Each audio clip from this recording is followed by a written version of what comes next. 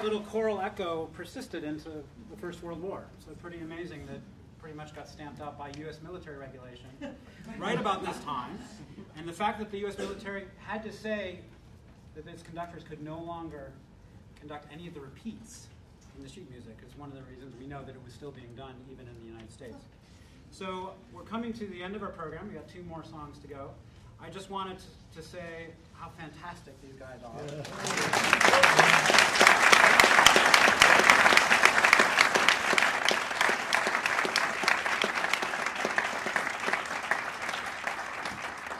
I didn't want to say so earlier in case they relaxed and didn't. Because there's a lot of notes and there's a lot of weird words, and every single rhythm is just almost the same as it was the last time, but not quite. So it's actually a big challenge to pull off this program. I'm really proud of them.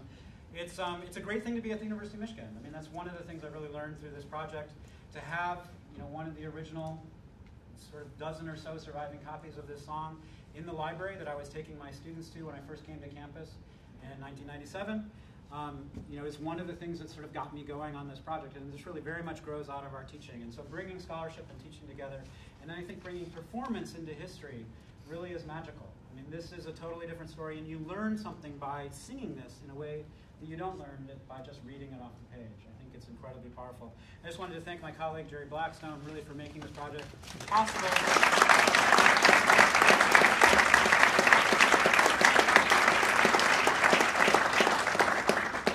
He didn't run away when I first asked him about doing this. And it's probably because he didn't know quite how much he was going to be doing. And I also want to thank Scott VanOrnum, who's the accompanist for the Choral Union. Who's such a great job.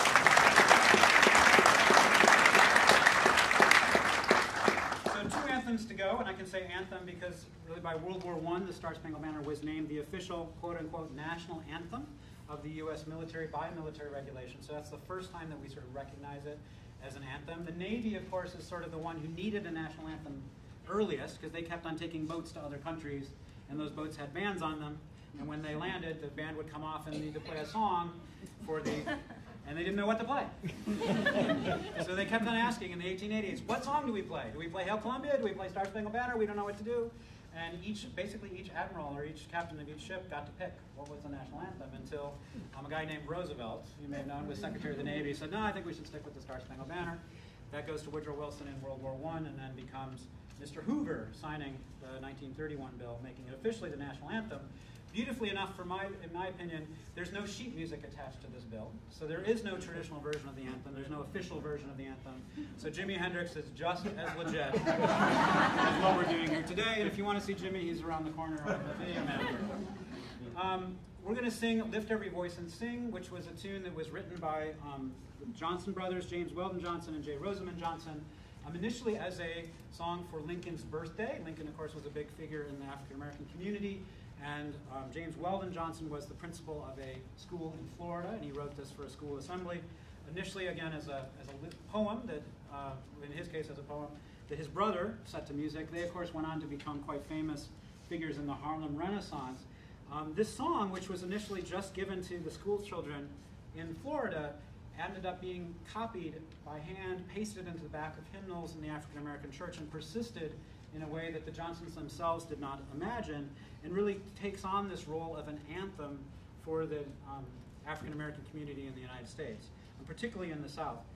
James Weldon Johnson said it shouldn't be called an anthem, it should be called a hymn, because he didn't want to sort of go up against the Star-Spangled Banner. He was very much trying to reform rather than revolution, because James Weldon Johnson was actually secretary for the NAACP, so he didn't want the controversy that would come from calling this the national anthem. However, as we found, it doesn't matter what the composer or the lyricist wants, it's what people do with it. So I think we have to say this is the national anthem of the African-American community, because that's how people who sing it treat it, and they, among other things, stand when this song is sung. So I think we should honor that for the last 2 songs if you can. And then we'll sing the Star-Spangled Banner, the 1917 service version.